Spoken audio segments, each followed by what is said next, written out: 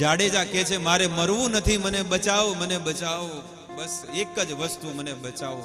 એના બદલામાં હું બધી વસ્તુનું બલિદાન આપવા માટે તૈયાર છું. જો જાડેજા તારે બચવું હોય ને તો આજે તારા પાપ બોલી જા.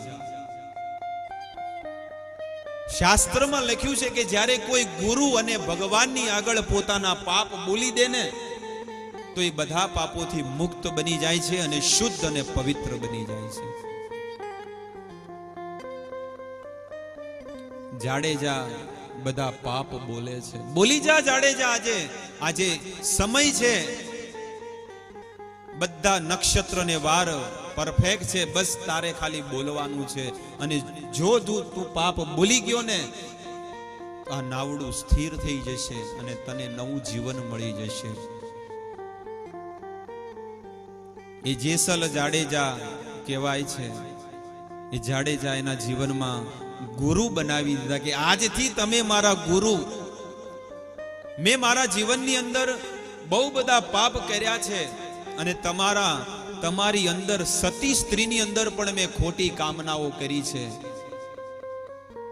પણ આજે હું તમને ગુરુ બનાવું છું અને હું ગુરુની પાસે મારા પાપ બોલું છું. સાંભળજો, જાડેજા કહે છે જેટલા માથાના વાળ સતી રાણી, જેટલા માથાના વાળ રે એટલા તે કુકર્મ મેં કર્યા તોડા દે રે. એમ જેસલ કે છે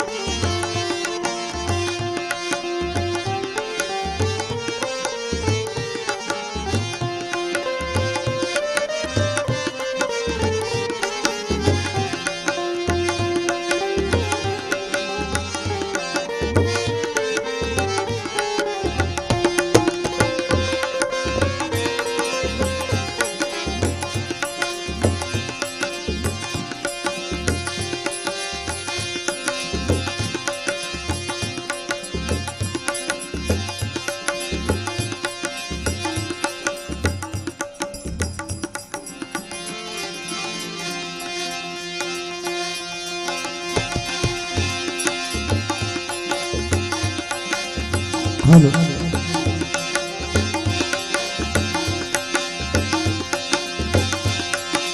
હરણ હર્યા લખ 400 રાણી, હરણ હર્યા લખ 4 રે જી. મેં તો વન નારે મોરલા મારિયા, મેં તો વન નારે મોરલા મારિયા. ભોળા દે રે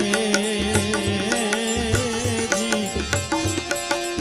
એમ જાડેજો કે છે આપ તારું પ્રકાશ જાડેજા રમ તારો સંભાળ દે. તારું બેડલીને ડૂબવા નહીં દઉં, તારી નાવડીને મુડવા નહીં દઉં. જાડેજા રે એમ તોળ કે છે જી.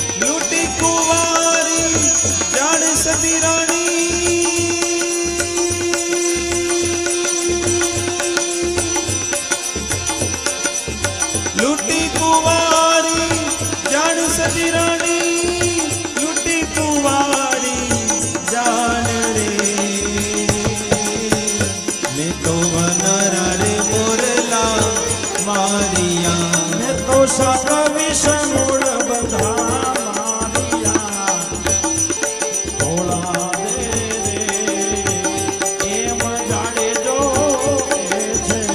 વાહ વાહ. બાપ જ્યારે કોઈ બોલે ને ભગવાન અને ગુરુની આગળ તો એ જીવાત્મા શુદ્ધ અને પવિત્ર બની જાય છે.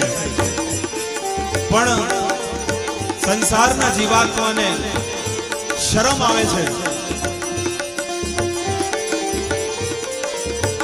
કે હું જો મારા પાપ બોલીશ તો લોકો મારી આગળ હસશે. પણ આજે જાડેજા બધા પાપ બોલે છે, એક એક પાપ બોલે છે. આજે ભજનમાં શ્રવણ કરશું. જવા દો.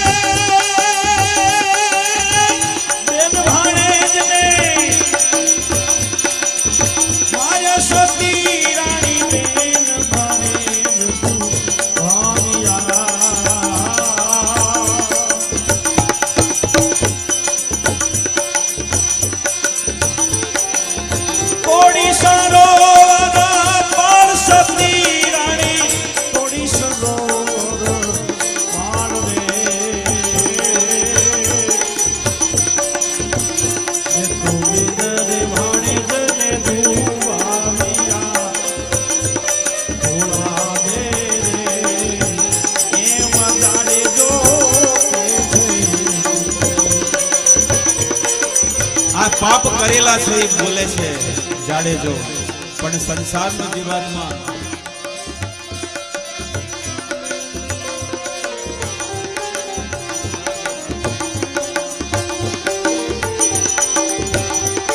એ જાડેજા પાપ બોલી રહ્યો છે કે મેં એવા કયા કયા પાપ છે જે મેં ન કર્યા હોય. હે તોળાંદે, મારા માથામાં જેટલા વાળ છે, જેટલા મથેજા વાળ સતી રાણી, એટલા તે મેં કુકર્મ કર્યા છે. બધા બોલી રહ્યો છે મેં તો સગા ભાણિયાઓને મારી નાખ્યા છે. હું એટલો મોટો પાપી છું. શાસ્ત્રમાં લખ્યું છે કે ભાણિયાઓને જે મારે, બેનના છોકરાઓને મારી નાખ્યા, સગી બેનને મારી નાખી છે. એટલા બધા મેં પાપ કર્યા છે. પણ જેમ જેમ એ પાપ બોલે છે એ બધા એના યમરાજજીના દરબારમાંથી બધા ભૂસાઈ ગયા. બધા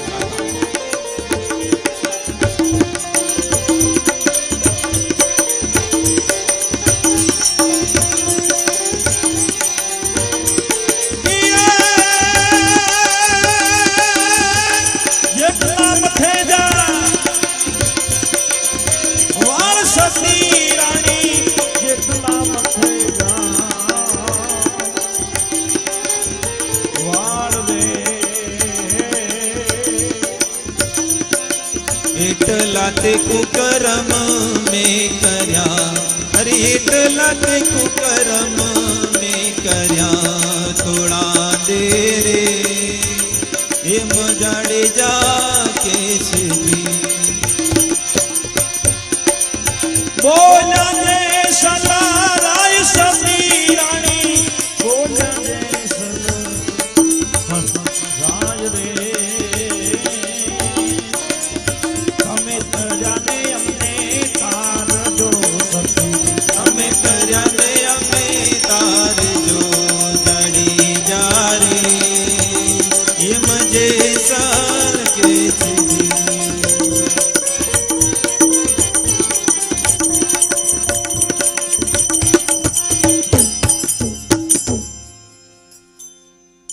તો આ રીતે જેસલ જાડેજા અને તોરલની કથા આવે છે.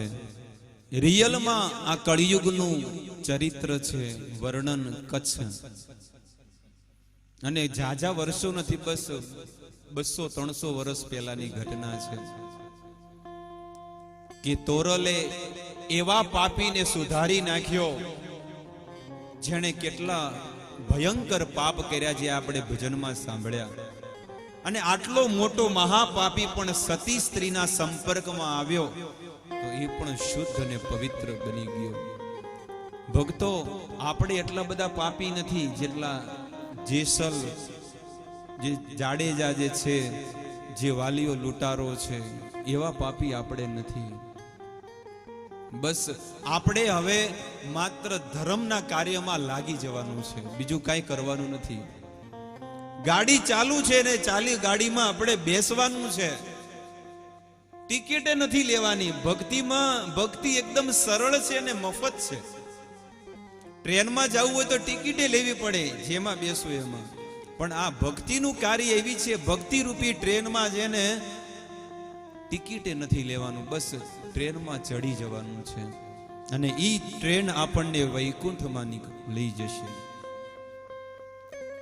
અને આ ગાડી અહીંયાથી જોડાણી છે સેમોદરા ગામથી. એ ગાડીમાં જેને બેસવું હોય એ બેસી જાજો ભક્તો, ફરી નહીં આવે. એક ગાડી નરકમાં જાય છે, એક ગાડી સ્વર્ગમાં જાય છે અને એક ગાડી વૈકુંઠમાં જાય છે. એક જીવની 3 ગતિ છે, કાં તો એ સ્વર્ગમાં જશે, કાં તો નરકમાં જશે, અને કાં તો મોટી રાજધાનીમાં કે મોટા એરોપ્લેનમાં સીધો વૈકુંઠ, બારોબાર વૈકુંઠમાં પહોંચી જશે. હવે નિર્ણય આપણે લેવાનો છે કે આપણે ક્યાંની ટિકિટ લેવી છે, નરકની કે સ્વર્ગની કે ભગવાનના ધામની લેવી છે. બસ કોઈ કાંઈ વસ્તુ નથી, કોઈ ખર્ચો નથી, માત્ર પ્રભુનું નામ લ્યો, પ્રભુના ગુણ ગાઓ અને ભગવાનની આગળ જે કરેલા કર્મ છે ને બસ બોલી દો બધા. ભગવાન એ જ કહે છે કે સર્વ ધર્માન પરિત્યજ્ય મામ એકમ શરણમ વ્રજ. એ ભગવાન શું કહે છે કે બધા ધર્મો છોડો. કોઈ કે આ ધર્મ, કોઈ કે આ ધર્મ, એક ધર્મને પકડો અને એ ધર્મ છે જેનું નામ સનાતન ધર્મ. આપણે સનાતન ધર્મી છીએ અને સનાતન ધર્મની અંદર એક જ રામ અને કૃષ્ણ, આના સિવાય બીજો કોઈ ધર્મ નથી. અરે ભૂવો પણ જ્યારે છે ને દાણા જોવે ને તો સૌથી પહેલા કહે છે કે ભગવાન પાટે આવો, પછી બીજા બધા આવશે. અને ભગવાન એટલા ભોળા પહેલા આવી જાય અને માતા જે કાઠી હોય આવે નહીં જલ્દી, કે ના ના હજી થોડુંક પછી આવશું, હમણાં નહીં મેળ આવે. પણ ભગવાન એટલા ભોળા કે લો દોડ આપો તો દોડ, કે વેણ વધાવો કે વધાવો. અને બીજા ઝાપડી મેલડી જે પણ દેવું હોય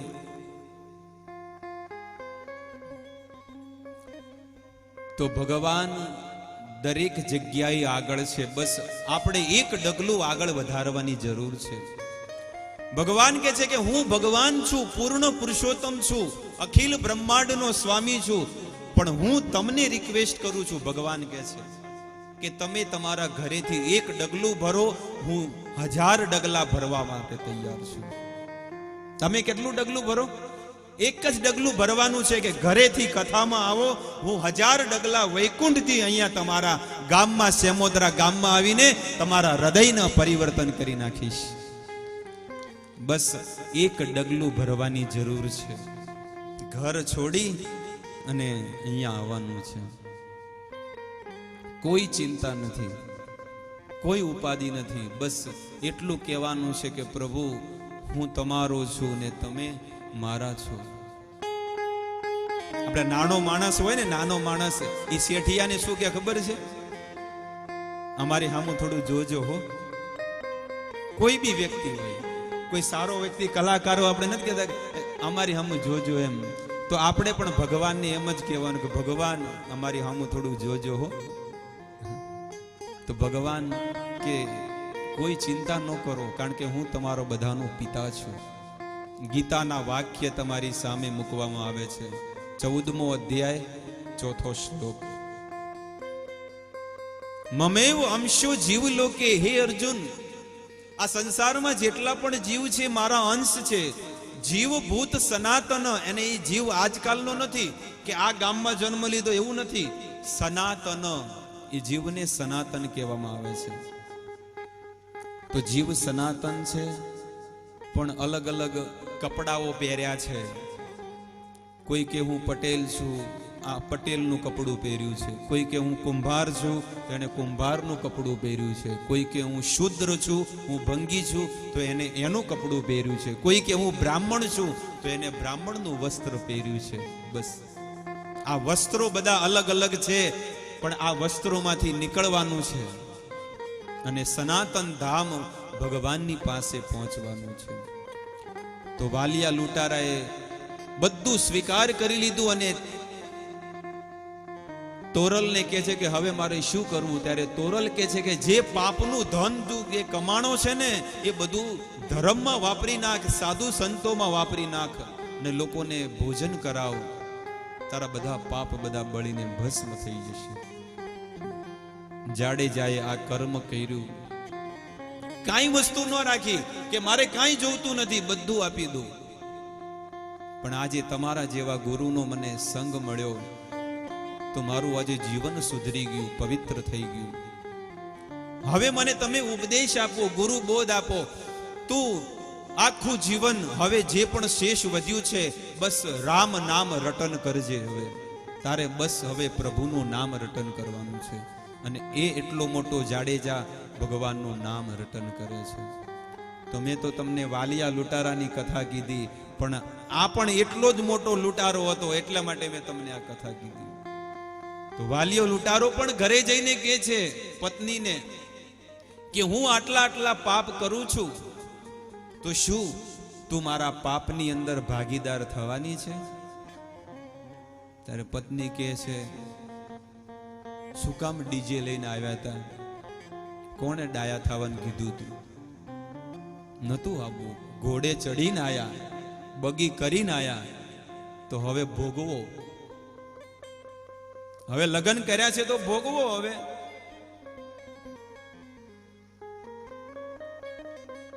એક સંસારી વ્યક્તિ બહુ કંટાળી ગયો, અતિશય કંટાળી ગયો, અને પછી એટલો કંટાળો આવી ગયો ને તો જઈને એના સસરાને જઈને કહે છે સસરાજી, સસરાજી હું તો કંટાળી ગયો તમારી છોકરીથી, આ રાખો હવે, અને તમારી દીકરીથી હું કંટાળી ગયો. એટલે સસરાજી કહે છે કે વેચેલો માલ પાછો લેતા નથી.